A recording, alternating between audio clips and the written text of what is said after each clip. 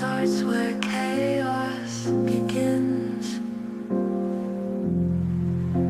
The signal in the noise, if you're willing to listen. Greetings, Internet faithful.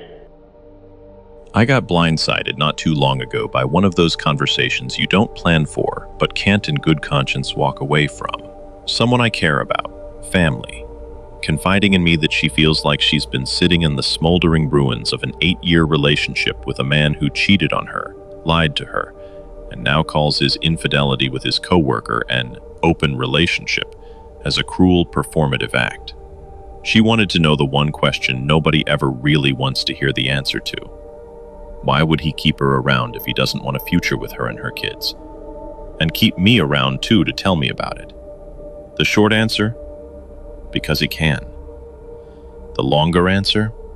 That's where it gets uncomfortable. I had to initially answer the question with a question of my own. Do you want me to answer as a family member? As an older mentor with a bit more distance? Or as a man who may, but most likely may not, take feelings into account or pull any punches? But at the same time, I was seeing how much weight of responsibility I would need to take on. My more recent attempts at being mentor ended less than successfully, and I was dreading the idea of history repeating itself at the expense of someone I cared about. Again. Her decision came without hesitation. She wanted me to answer as a man, not as a mentor, not as an uncle figure, as a man. Which meant no soft gloves, no "you'll find better one day" platitudes. She wanted the jagged truth. Men keep women orbiting them for the same reason women stay subscribed to social media accounts they hate scrolling through. It's validation. It's leverage. It's not only the proof, but it's the high of knowing someone still wants you, even if you don't want them. It's a soothing balm over the irritation of insecurity. And here's the thing about insecurity. You can smell it. It leaks out of every bathroom selfie where the empty, vacant smile doesn't reach hollow, soulless eyes. Every "do you think I'm pretty?" text. Every nervous laugh at a bad joke that wasn't worth the oxygen wasted in telling it. Predators, even the domesticated ones, can spot it a mile away. May as well be blood in the water along the Great Barrier Reef. I went full tough love, told her the truth she already suspected. She's broadcasting her insecurities like a radio signal, and men like her ex tune in for sport.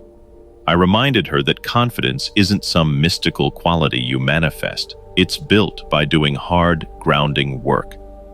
Taking back control of the image you project, cutting contact with people who weaponize your past, building hobbies and skills that are yours for the sake of being your own, and not just bait for attracting someone else's attention. Did it land? Yes. But here's the razor's edge of mentorship. When tough love veers into topics of appearance or sex, it stops sounding like guidance and starts sounding like banter among peers. Lines blur. The message risks being lost in the delivery. And she's vulnerable enough that my words carry disproportionate weight. Validation is addictive. Take it from a toxic ex or take it from me. It still hits the same dopamine receptors. That's the danger. Of course, her story isn't unique. Swap out the names and details and you'll find thousands of people, men and women, clinging to toxic attachments, measuring their worth in likes, follows, retweets, or texts answered. The algorithm doesn't just live in your phone. It worms into your head. It conditions you to crave the ping, the nod, the signals that say you're still wanted, even when what's wanting you on the other end is poison. The truth is, we don't own our self-worth anymore.